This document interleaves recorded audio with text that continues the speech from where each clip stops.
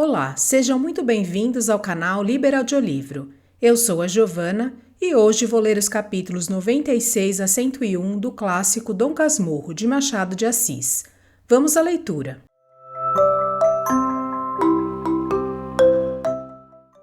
Capítulo 96. Um substituto. Expus a Capitu a ideia de José Dias. Ouviu-me atentamente e acabou triste. Você indo, disse ela, esquece-me inteiramente. Nunca. Esquece. A Europa dizem que é tão bonita, e a Itália principalmente. Não é de lá que vêm as cantoras? Você esquece-me, Bentinho. E não haverá outro meio? Dona Glória está morta para que você saia do seminário. Sim, mas julga-se presa pela promessa. Capitu não achava outra ideia, nem acabava de adotar esta. De caminho, pediu-me que, se acaso fosse a Roma, jurasse que no fim de 6 meses estaria de volta. Juro. Por Deus? Por Deus, por tudo. Juro que no fim de 6 meses estarei de volta. Mas se o Papa não tiver ainda soltado a você? Mando dizer isso mesmo. E se você mentir? Esta palavra doeu-me muito, e não achei logo que lhe replicasse. Capitu meteu o negócio à bulha, rindo e chamando-me disfarçado. Depois declarou crer que eu cumpriria o juramento, mas ainda assim não consentiu logo. Ia ver se não haveria outra coisa, e eu que visse também por meu lado. Quando voltei ao seminário, contei tudo ao meu amigo Escobar, que me ouviu com igual atenção e acabou com a mesma tristeza da outra. Os olhos, de costume fugidios, quase me comeram de contemplação. De repente, vi-lhe no rosto um clarão, um reflexo de ideia, e ouvi-lhe dizer com volubilidade: Não, Bentinho, não é preciso isso. Há melhor, não digo melhor porque o Santo Padre vale sempre mais que tudo, mas há coisa que produz o mesmo efeito. Que é? Sua mãe fez promessa a Deus de lhe dar um sacerdote, não é? Pois bem, dê-lhe um sacerdote que não seja você. Ela pode muito bem tomar a si algum mocinho órfão, fazê-lo ordenar à sua custa. Está dado um padre ao altar, sem que você... Entendo, é isso mesmo. Não acha? Continuou ele. Consulte sobre isto o protonotário. Ele lhe dirá se não é a mesma coisa, ou eu mesmo consulto se quer. E se ele hesitar, fala-se ao senhor bispo. Eu refletindo. Sim, parece que é isso. Realmente, a promessa cumpre-se não se perdendo o padre. Escobar observou que, pelo lado econômico, a questão era fácil. Minha mãe gastaria o mesmo que comigo, e um órfão não precisaria grandes comodidades. Citou a soma dos aluguéis das casas, 1.070.000, além dos escravos. Não há outra coisa, disse eu, e saímos juntos. Você também? Também eu. Vou melhorar o meu latim e saio. Nem dou teologia. O próprio latim não é preciso. Para que no comércio? In hoc signo vinces, disse eu rindo. Sentia-me pilhérico. Oh, como a esperança alegra tudo. Escobar sorriu, parecendo gostar da resposta. Depois ficamos a cuidar de nós mesmos, cada um com os seus olhos perdidos, provavelmente. Os dele estavam assim quando tornei de longe, e agradeci de novo o plano lembrado. Não podia havê-lo melhor. Escobar ouviu-me contentíssimo. Ainda uma vez, disse ele gravemente, a religião e a liberdade fazem boa companhia. Capítulo 97. A saída. Tudo se fez por esse teor. Minha mãe hesitou um pouco, mas acabou cedendo depois que o padre Cabral, tendo consultado o bispo, voltou a dizer-lhe que sim, que podia ser. Saí do seminário no fim do ano. Tinha então pouco mais de 17. Aqui devia ser o meio do livro, mas a inexperiência fez-me ir atrás da pena e chego quase ao fim do papel, com o melhor da narração por dizer. Agora não há mais que levá-la a grandes pernadas, capítulo sobre capítulo, pouca emenda, pouca reflexão, tudo em resumo. Já esta página vale por meses, outras valerão por anos e assim chegaremos ao fim. Um dos sacrifícios que faço a esta dura necessidade É a análise das minhas emoções dos 17 anos. Não sei se alguma vez tiveste 17 anos. Se sim, deve saber que é a idade em que a metade do homem e a metade do menino formam um só curioso. Eu era um curiosíssimo, diria o meu agregado José Dias, e não diria mal. O que essa qualidade superlativa me rendeu, não poderia nunca dizê-lo aqui, sem cair no erro que acabo de condenar. A análise das minhas emoções daquele tempo é que entrava no meu plano. Posto que filho do seminário e de minha mãe, sentia já debaixo do recolhimento casto uns assomos de petulância e de atrevimento. Eram do sangue, mas eram também das moças que na rua ou da janela não me deixavam viver sossegado. Achavam-me lindo e diziam-mo. Algumas queriam mirar de mais perto a minha beleza, e a vaidade é um princípio de corrupção. Capítulo 98. 5 anos. Venceu a razão. Fui-me aos estudos. Passei os 18 anos, os 19, os 20, os 21. Aos 22 era bacharel em Direito. Tudo mudara em volta de mim. Minha mãe resolvera-se a envelhecer.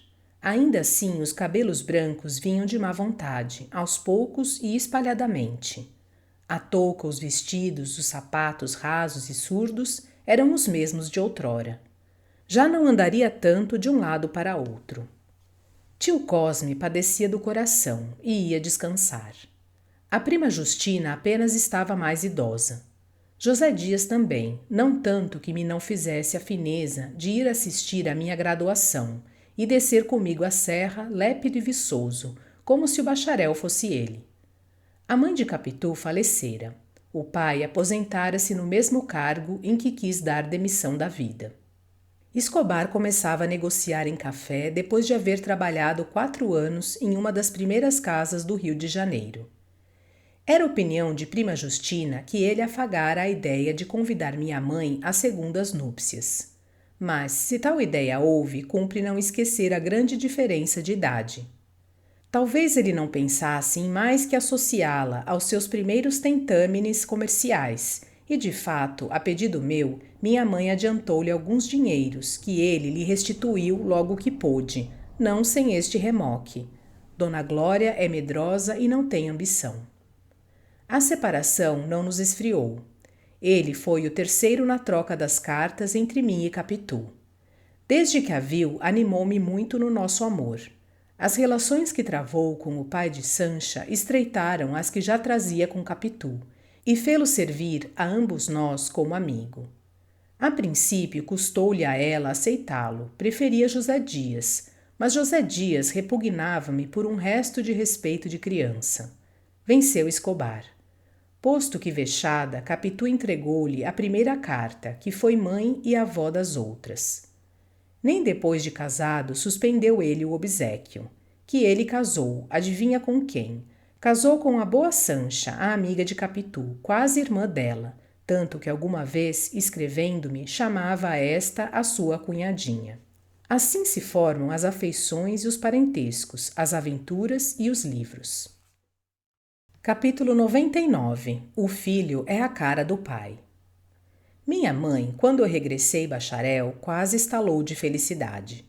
Ainda ouço a voz de José Dias lembrando o evangelho de São João e dizendo ao ver-nos abraçados: Mulher, eis aí o teu filho. Filho, eis aí a tua mãe. Minha mãe entre lágrimas. Mano Cosme, é a cara do pai, não é? Sim, tem alguma coisa, os olhos à disposição do rosto. É o pai, um pouco mais moderno, concluiu por chalaça. E diga-me agora, mana Glória, não foi melhor que ele não teimasse em ser padre? Veja se esse Peralta daria um padre capaz. Como vai o meu substituto? Vai indo, ordena-se para o ano, respondeu tio Cosme. Hás de ir ver a ordenação. Eu também, se o meu senhor coração consentir. É bom que te sintas na alma do outro, como se recebesses em ti mesmo a sagração. Justamente, exclamou minha mãe. Mas veja bem, mano Cosme, veja se não é a figura do meu defunto. Olha, Bentinho, olha bem para mim. Sempre achei que te parecias com ele. Agora é muito mais. O bigode é que desfaz um pouco. Sim, mana Glória, o bigode realmente, mas é muito parecido. E minha mãe beijava-me com uma ternura que não sei escrever. Tio Cosme, para alegrá-la, chamava-me doutor. José Dias também. E todos em casa, a prima, os escravos, as visitas, Pádua, a filha e ela mesma repetiam-me o título. Capítulo 100. Tu serás feliz, Bentinho. No quarto, desfazendo a mala e tirando a carta de bacharel de dentro da lata, ia pensando na felicidade e na glória. Via o casamento e a carreira ilustre, enquanto José Dias me ajudava, calado e zeloso. Uma fada invisível desceu ali e me disse em voz igualmente macia e cálida: Tu serás feliz, Bentinho. Tu vais ser feliz. E por que não seria feliz? Perguntou José Dias, endireitando o tronco e fitando-me. Você ouviu? Perguntei eu, erguendo-me também, espantado. Ouviu o quê? Ouviu uma voz que dizia que eu serei feliz? É boa, você mesma que está dizendo. Ainda agora sou capaz de jurar que a voz era da fada. Naturalmente, as fadas, expulsas dos contos e dos versos, meteram-se no coração da gente e falam de dentro para fora. Esta, por exemplo, muita vez a ouvi clara e distinta. Há de ser prima das feiticeiras da Escócia. Tu serás rei, Macbeth. Tu serás feliz, Bentinho. Ao cabo, é a mesma predição, pela mesma toada universal e eterna. Quando voltei do meu espanto, ouvi o resto do discurso de José Dias. Há de ser feliz como merece, assim como mereceu esse diploma que ali está, que não é favor de ninguém. A distinção que tirou em todas as matérias é prova disso. Já lhe contei que ouvi da boca dos Lentes, em particular, os maiores elogios. Demais, a felicidade não é só a glória, é também outra coisa. Ah, você não confiou tudo ao velho José Dias. O pobre José Dias está aí para um canto, é caju chupado, não vale nada. Agora são os novos, os Escobares. Não lhe nego que é moço muito distinto e trabalhador e marido de truz. Mas enfim, velho também sabe amar. Mas que é? Que há de ser? Quem é que não sabe tudo? Aquela intimidade de vizinhos tinha de acabar nisto, que é verdadeiramente uma bênção do céu, porque ela é um anjo, é um anjíssimo. Perdoe a cincada, Bentinho, foi um modo de acentuar a perfeição daquela moça. Cuidei o contrário, outrora. Confundi os modos de criança com expressões de caráter. E não vi que essa menina travessa e já de olhos pensativos era a flor caprichosa de um fruto sadio e doce.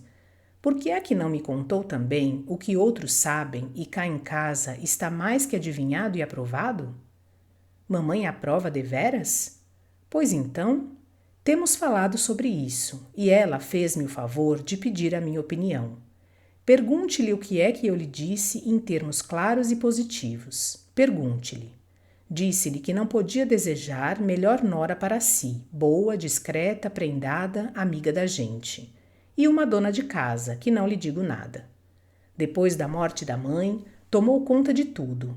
Pádua, agora que se aposentou, não faz mais que receber o ordenado e entregá-lo à filha. A filha é que distribui o dinheiro, paga as contas, faz o rol das despesas, cuida de tudo, mantimento, roupa, luz. Você já a viu ano passado. E quanto à formosura, você sabe melhor que ninguém. Mas deveras, mamãe consultou o senhor sobre o nosso casamento? Positivamente não. Fez-me o favor de perguntar se Capitu não daria uma boa esposa. Eu é que na resposta falei em nora. Dona Glória não negou e até deu um ar de riso. Mamãe, sempre que me escrevia, falava de Capitu.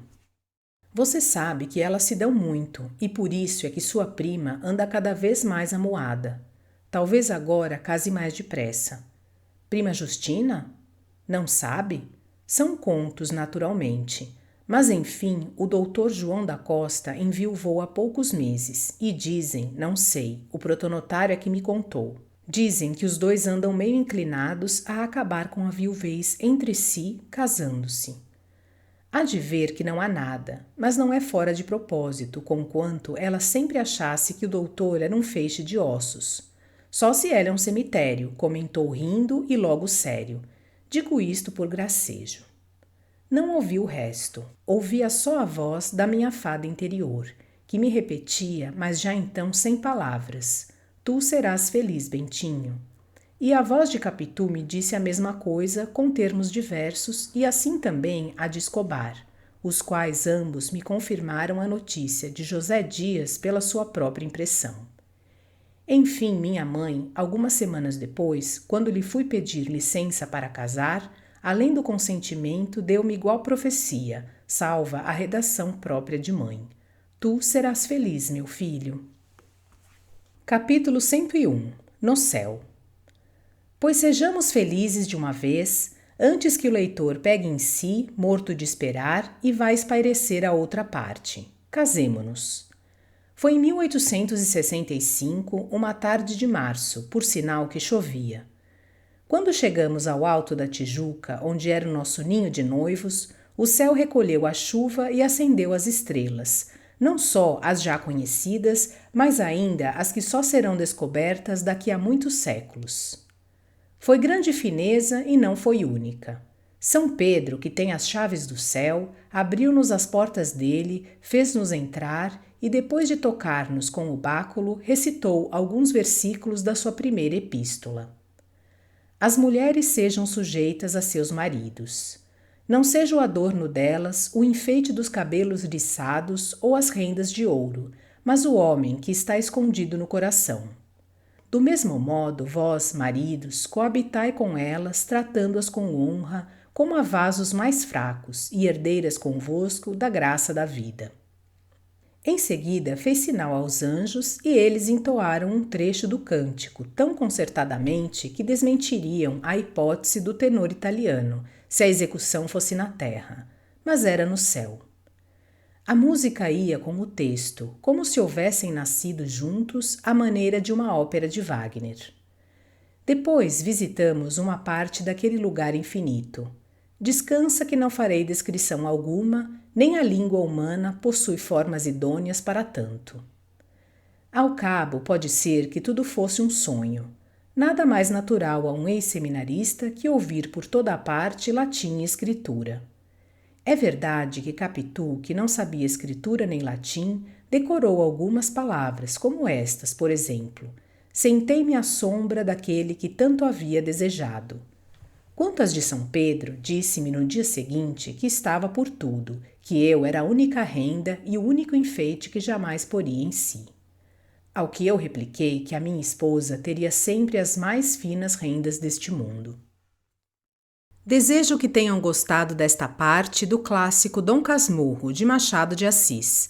Obrigada por sua companhia. Até a próxima.